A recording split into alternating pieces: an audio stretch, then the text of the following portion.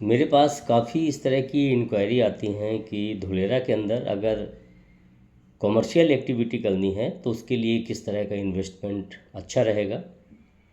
तो आज मैं उस टॉपिक को कवर कर रहा हूँ कि जो रेगुलेटेड रेजिडेंशियल जोन है धुलेरा के एसआईआर के अंदर, उसके अंदर भी इस चीज़ का प्रावधान किया गया है कि किस किस तरह की कॉमर्शियल एक्टिविटीज़ वहाँ पर की जा सकती हैं।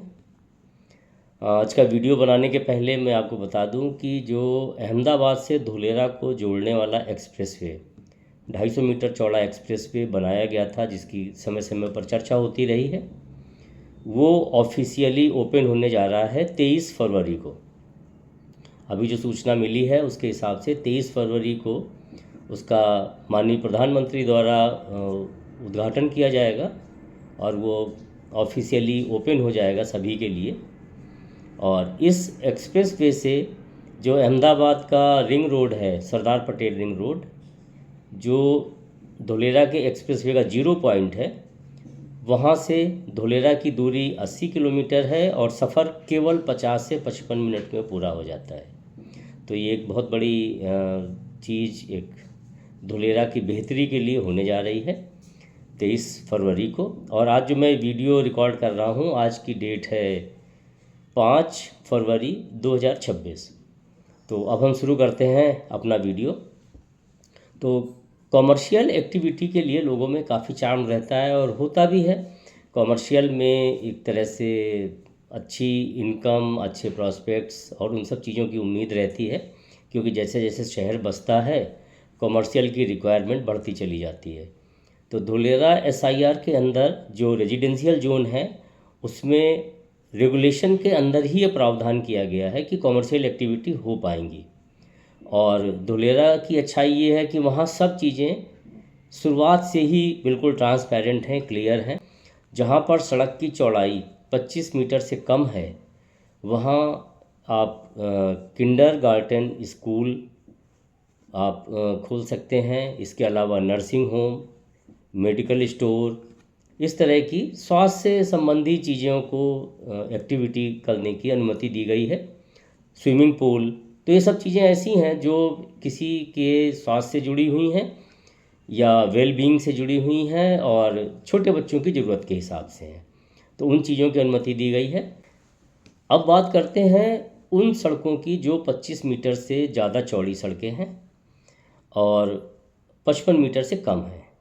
तो ऐसी सड़कों से लगे हुए जो भी प्लॉट हैं, उन प्लॉट पर क्या क्या एक्टिविटी हो सकती हैं जो रेजिडेंशियल से अलग है। तो उसमें आ जाता है शॉप खोल सकते हैं वहाँ पर।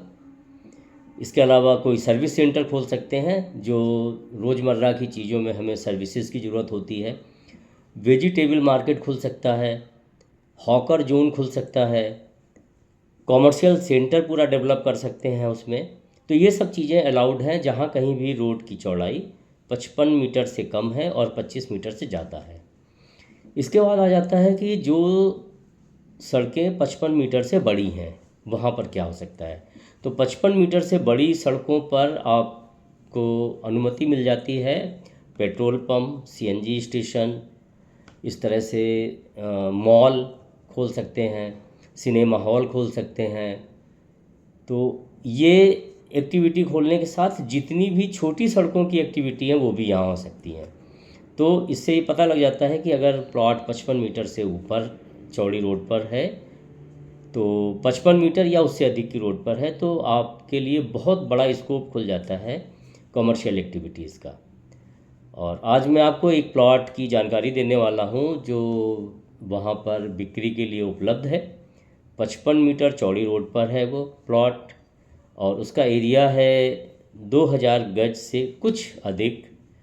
और ये प्लॉट लीनियर डेवलपमेंट, जो एक्सप्रेस वे से दोनों तरफ लगे हुए पॉकेट्स हैं जिनमें आजकल डेवलपमेंट चल भी रही है और अगले 5 साल में उम्मीद जताई जा रही है कि पूरी हो जाएगी, उन पॉकेट्स में ही ये प्लॉट आता है जो अभी मेरी नॉलेज में आया है बिक्री के लिए अवेलेबल है।